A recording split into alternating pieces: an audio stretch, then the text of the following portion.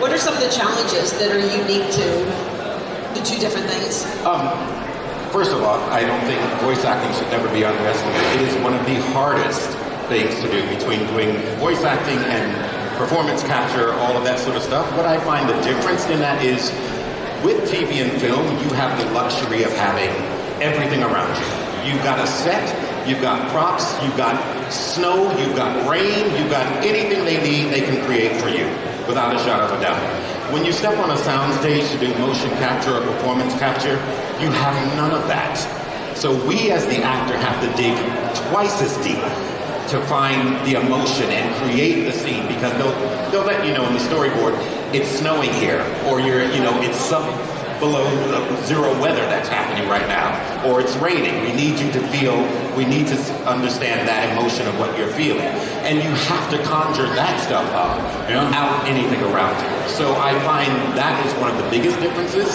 And also sometimes you don't, going into a vocal booth, we don't get to also work with our co-stars a lot of times. Right, acting is reacting. It is reacting. And so we have to work twice as hard when someone's just reading you the lines and then you think, I've got to come up with an A, B, and C alt for a line on the off chance that hopefully that's going to fit with what another actor has already done. So we have to think a lot harder in that aspect. So that's probably the biggest. You're actually playing more than just your role. You're playing the role of the person you're playing against.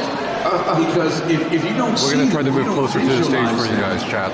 Then they're not there. And for all of you out there who are listening to the characters in a game, and you feel we're talking directly to you, we have somebody that we're talking to, that we're visualizing, that we're seeing, but it transfers to you and it makes it a lot more personal. So there's a seat next to the guy. But ultimately, I think we do it because we love it. Yes. And that's first and foremost. And then, fortunately for us, we get to do it, and it's a job as well. But it's a wonderful job. So I think we're very fortunate to give it. And it's fun. And it's fun. It's play. Like my friend Abu, he was Bayek in Assassin's Creed Origins. All right, Chad, here you go. And he made this great point that I'd never thought of before. He said, when we go onto sets, right, doing film and TV, because I do a lot of it as well, everything's there. You don't have to use your imagination so much, and you're not constrained by your milieu, but everything is there for you to use. And Abu said, and I thought it was so true, he said, when we were shooting Assassin's Creed Origins, you've got a wobbly, wibbly sword that's meant to be like the super blade, and you've got a dustbin lid for a shield. So you're really playing again, and I think that can free the actor immensely. I find performance capture hugely freeing, because I'm not actually constrained by, with hair, makeup, touch-ups. There's a lot of extra stuff. Performance capture, you show up, you play, and you're free. That's it. And it's wonderful. And no costume. You're literally in a onesie with dots all over your face.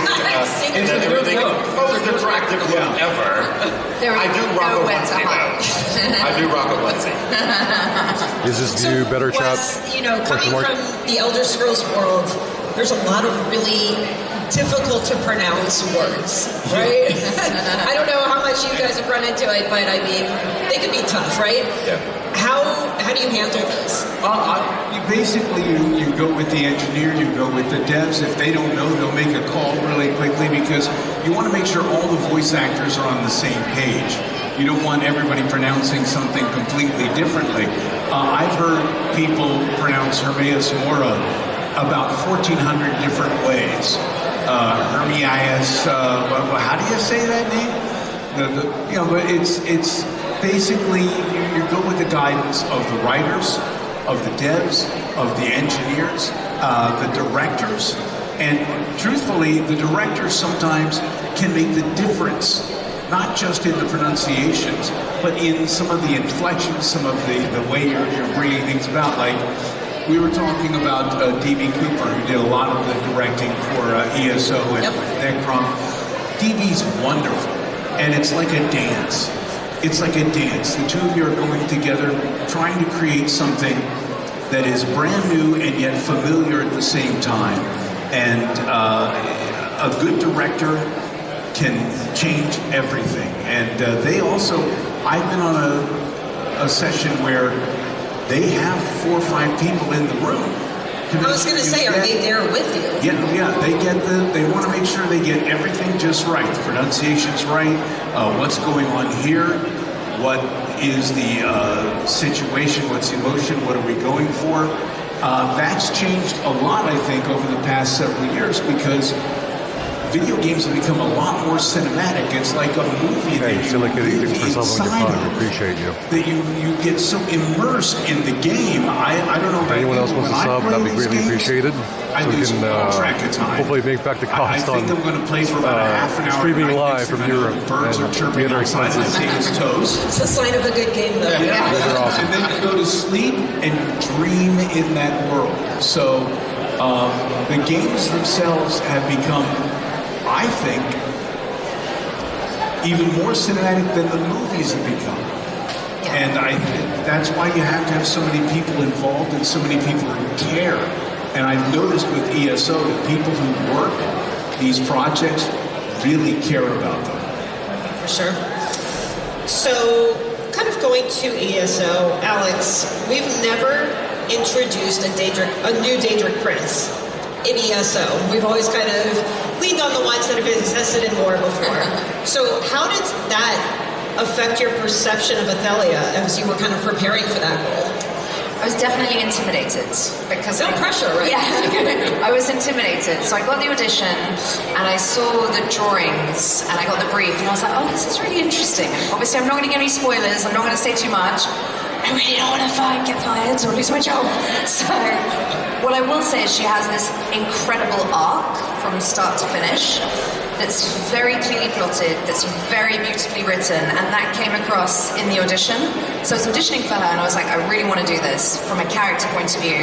Then I knew it was Elder Scrolls Online, so I was like, I really want to do this. Then I saw the pictures and I was like, okay, I really want to do this now. So I sent off all the stuff and then I got the call and they said yes, and that was wonderful.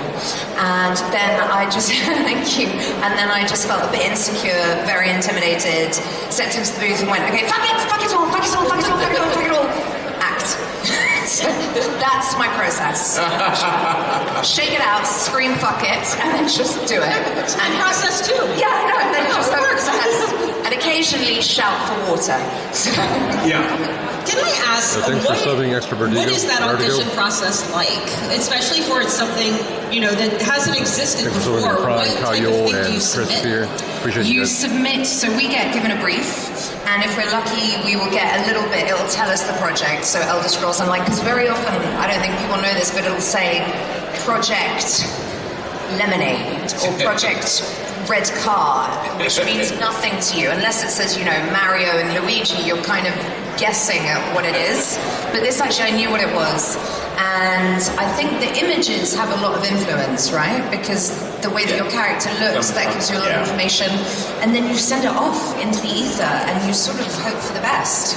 And that's it, really. Sometimes they'll send back a redirect if they love the sound or the tone of your voice, but your performance wasn't going in quite the right direction. But very often it's just a submission and then an offer, right? Yeah, pretty much. I mean, my process certainly with ESO was I got the submission from the breakdown from my agent.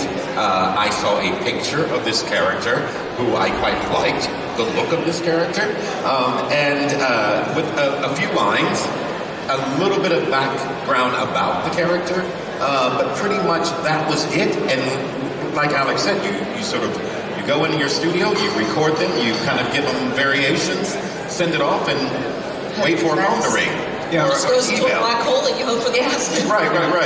You have to bring a little bit of yourself to everything that you do. I mean, you have to find something that you identify with in that character to bring it to life, to make it real. And when you do an audition, you're not necessarily looking to what they want. You look at the puzzle pieces you've been given, and you put those together, and you create something that you feel comfortable with, you feel good with, that you can bring to life, and hope that matches up with what they want. But if you try to guess what somebody wants, and you don't make it personal, it won't come across as personal. You have to make it come from within you.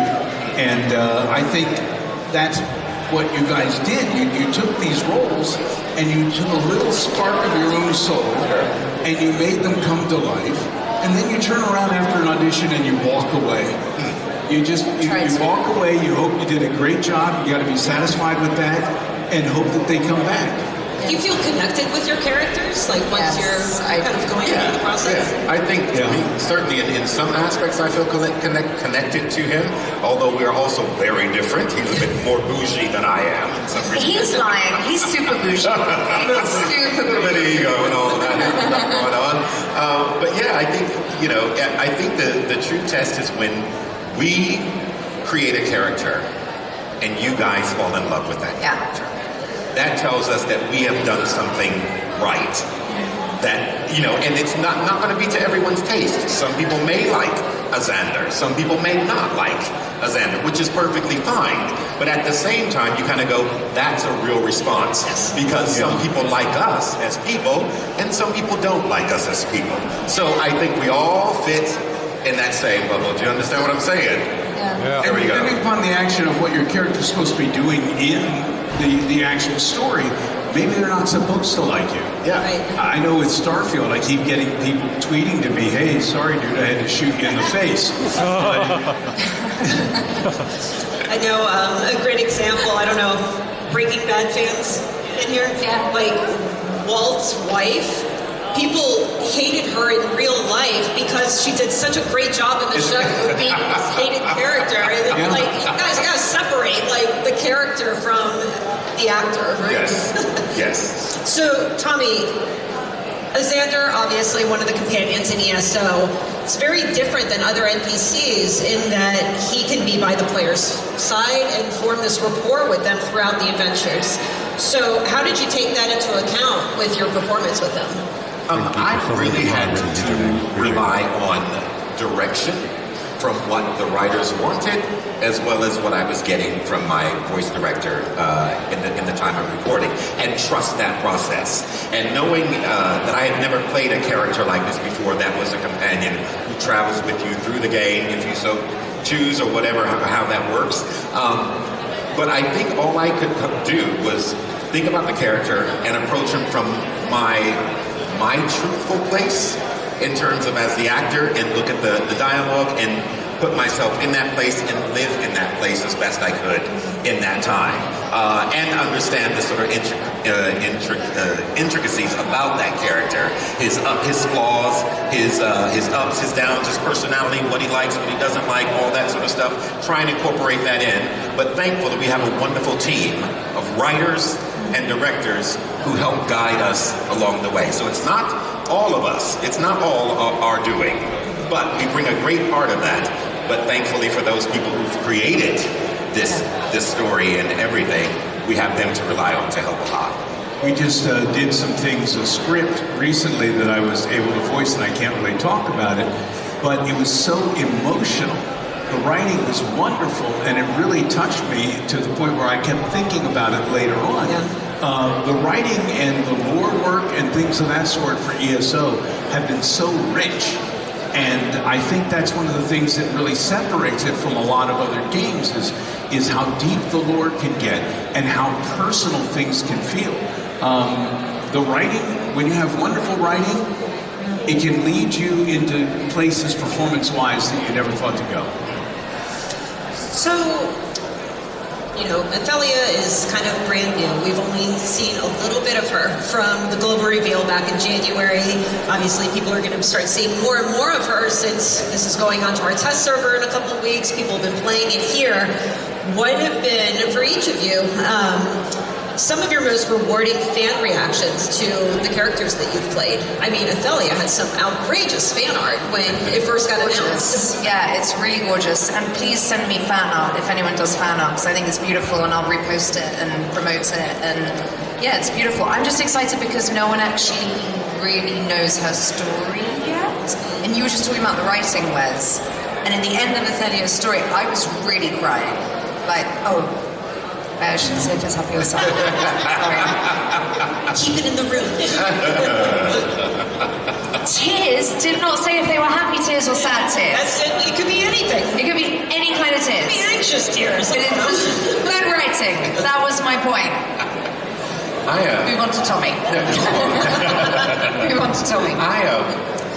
I'm just very appreciative. I love the fact that whatever it is that we do, and certainly with this character that you guys have embraced him, for all his faults and all of his wonderful attributes.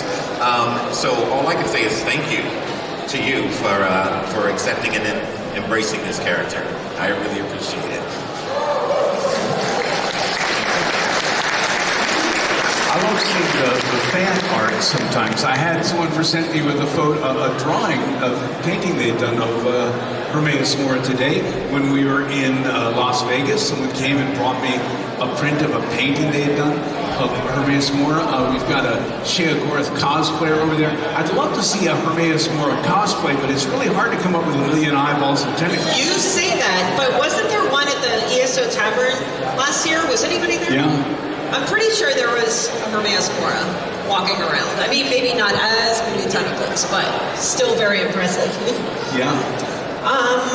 So, Wes, speaking about Hermaeus Mora, how did your approach to this character change coming to ESO from Skyrim?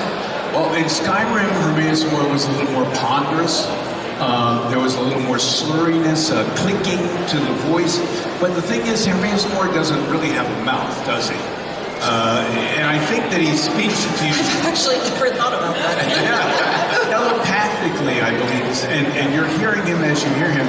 When you come into ESO, there's so much lore that has to be spoken and so much dialogue that has to be done that if I were to do it the exact same way that we did it in Skyrim, you all would still be sitting in front of your computers or consoles right now getting through the first chapter of Necron. So, working with D.B. Cooper, we came up with a way to keep the essence of Hermaeus Mora, keep him sounding like he sounded, but be able to clear things up a little bit, enunciate a little bit more occasionally, still keeping the lyrical ups and downs so that we don't lose that, which is very important, but also being able to get through the dialogue emotionally and in a more rapid manner so that we can get the information across. And like I said, I love working with DB. It was very much a dance.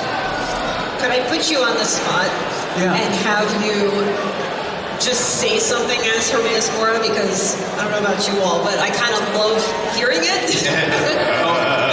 The Hermaeus Mora in Skyrim would be Hermaeus Mora was more like this. And then when you go to ESO, Hermaeus Mora is similar, but also not as clicky, not as much like that. Still, with the singing song of the knowledge.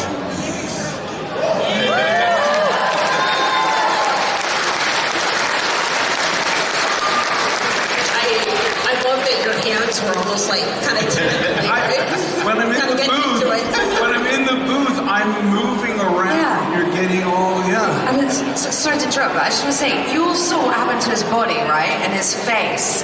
And it's so interesting to me. Everyone says, like, voice actor.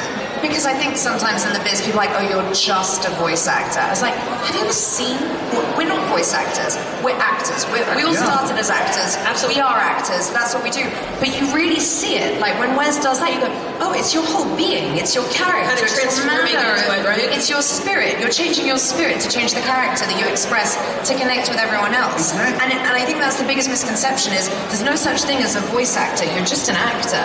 You know, we just happen to work a bit more with our voice. Right. Just like a physical theatre actor will perform more with their body and be a physical theatre performer, or a screen actor will be in front of a camera, whereas a theatre actor is on stage. But we're all actors, and I think that's the you can hear a smile, you can hear a frown, yes, you can. You can hear expressions, and you can hear posture, you can hear body language.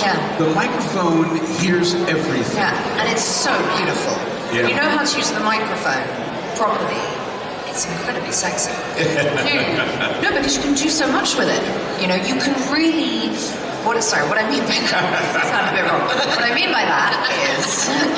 when you're on camera, There's a lot of things to consider. Is the light hitting my face? Am I on the right mark? Was my hair in the same position for continuity as the last shot? But when you're just acting with the mic and you can hear it, you can refine and you can refine and you can refine. So we, to a certain degree, have a bit more control. Yeah. Because we're really expressing just through that medium of voice.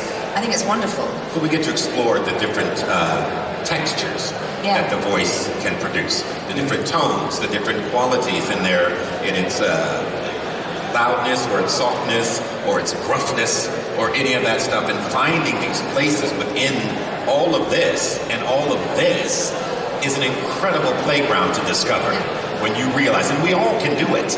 We all can do it. You can do it. But it is taking that time to discover and realizing how to manipulate certain parts of your voice. It's wonderful. It's a great experience. There was a video that we released with Billy Boyd, who did one of the voices for the Tales of Tribuna, PC. And in the video, you could really see like him emoting in real life, like really kind of just getting into it, a lot of movement and everything. And I think that really probably helps to get into character, you know? It does. Even though you're in, a booth, I don't know how big the booth is. Like, Well, it's like, when you're voice acting, it's almost like when you're a kid and you play and you're throwing cushions from the couch on the floor, and those are the stones and the carpet is lava. You believe it. You're jumping from rock to rock. As an actor, you have to have that sense of childlike belief 100%. In your surroundings. You can build any environment around you, see and feel the cold or wet or heat. You have to build. I mean, right up here, the best special effects department in the world is in your own imagination. And if you can bring that to bear, you're not in a booth, you're not in front of a microphone, you are actually in Apocrypha. You are actually in Tamriel. You are where you're supposed to be, and you are living that moment from within your character. And allow yourself to go there. Allow yourself to be free and experience those things, because if you don't feel it, you're not going to feel it. If we don't feel it, you're not going to feel it. I don't know about you all, but I'm feeling like energized, right? I'm into voice acting, So, with us here in Amsterdam celebrating 10 years of ESO, what are some of your favorite moments from the game? And it could be with or without your character. I love playing Clattuc, who's 100% Scottish. Whereas when I was doing SirClydus, he was partially Irish, partially Scottish, and partially would drop altogether. He was all over the place intentionally. But Clattuc was this like gruff, tough guy who's in charge out on and softened up towards you. So I love a character like that, where you have something, they start a certain way, but gradually it begins to change. And that was my first character for ESO. So for me, it was wonderful to get involved and finally be a part of the family. Appreciate you guys. Well, for me... You can do that. Don't be shy. For me, I think I'm just only speaking from my character's point of view, and that I think that was really for me to understand and see how his journey ended up and what he was able to achieve and what he had set out to do, and understanding that, trying to basically destroy his adversary, and having that accomplished in the ways in which that was done. You're sneaky. Along with the cohort. Sneaky. I appreciated that. I appreciated the way the story unfolded and how it was told. So it's one of my favorite parts of it.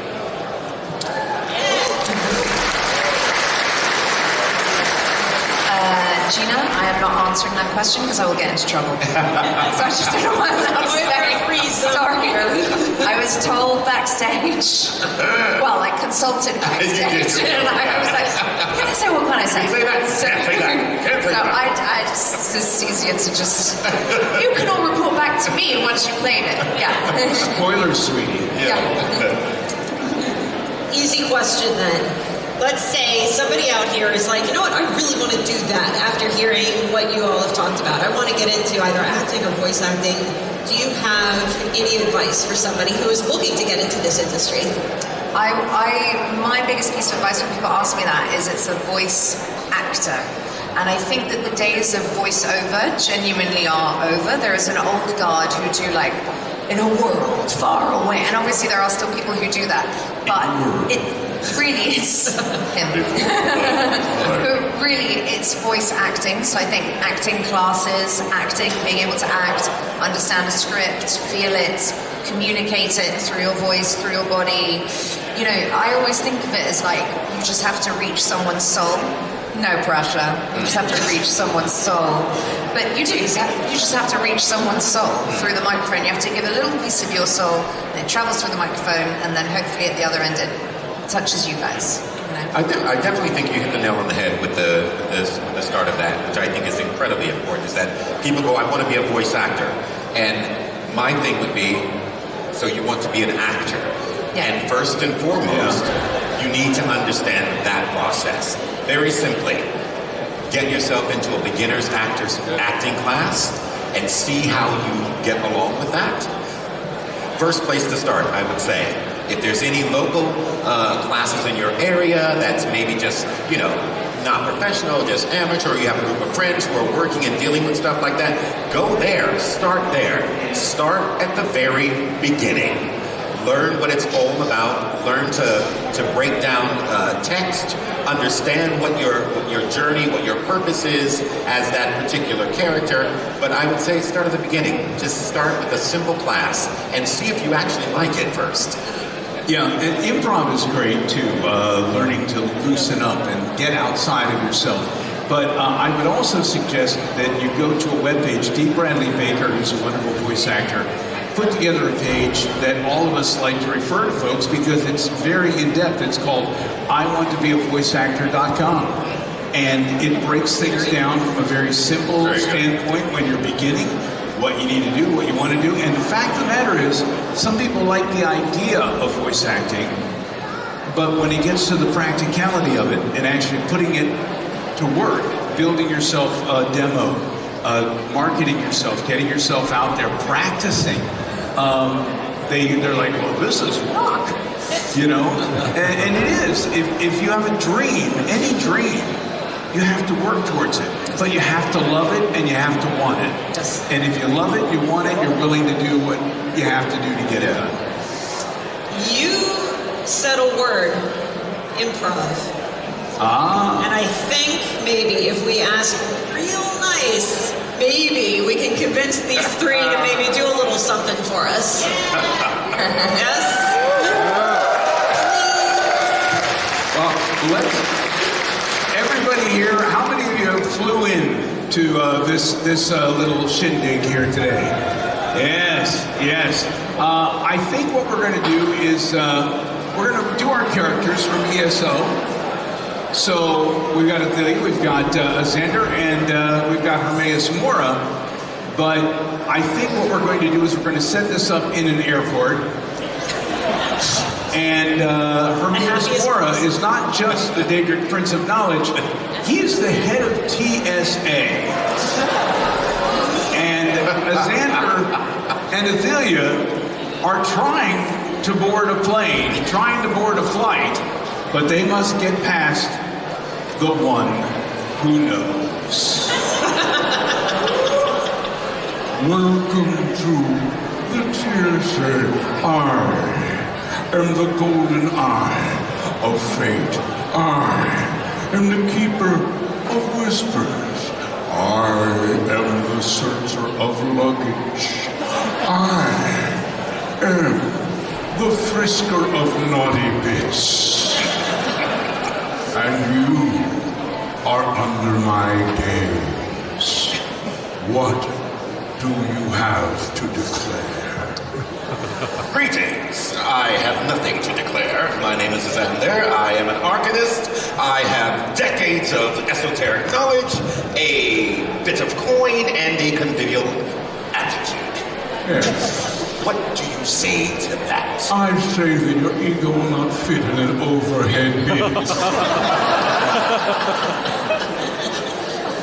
Now you are trying to sneak books in, for I know I see all. And your books are not allowed on this place. And why would my books not be allowed on this plane? Because they are magic books.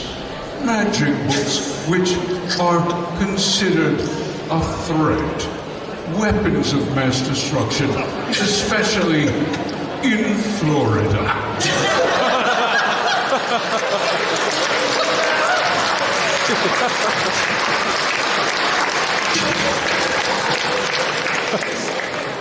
Very well, sir. I should take my books elsewhere. Thank you. And you are bringing wings on the plane. Yes. I am Ithelia, Prince of many parts, Mistress of the untraveled road, and you shall step aside. Ah, well, if you are indeed the mistress of the untraveled road, you can take a bus. So rude. Actually, so Wings rude. belong So rude. on a plane, not inside the plane. I have no idea why you think I even need to be in such a plane when I can fly to Florida. Yes. Well, I notice in your bag you're trying to smuggle glyphics, and those are banned by the airlines. Do not test me. I shall Will test feel you. my wrath. Oh, you promise. I swear. In Cantu Serenatum. I should warn you that memories are not considered carry-on. If you persist in this, we may need to wipe all of your memories once more. Once more. Oh, What forget I do you said mean? anything. What did you mean once more? I think what we need now is what would be known as a full cavity search. And you've never experienced the full cavity search without these 3 words. 1,000,000 tentacles. And just as soon as I get my Amazon boxes full of 1,000,000 latex gloves, we're both in deep, deep trouble.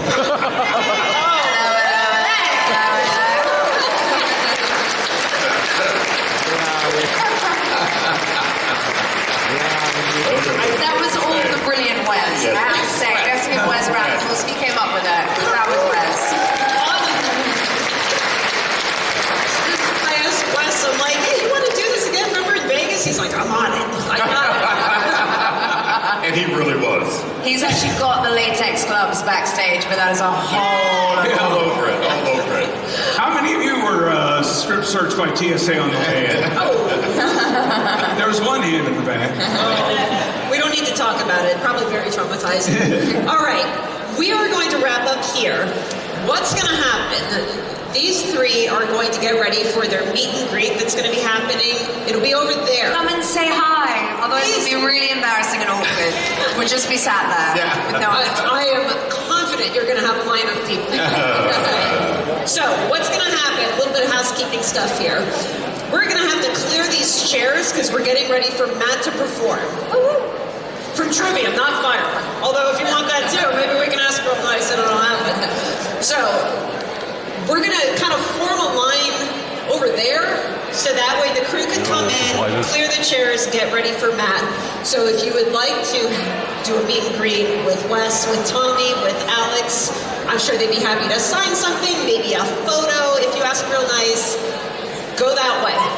Maybe kind of like push back and then go that way. But first, let's give them a round of applause, please. Yeah! Thank you.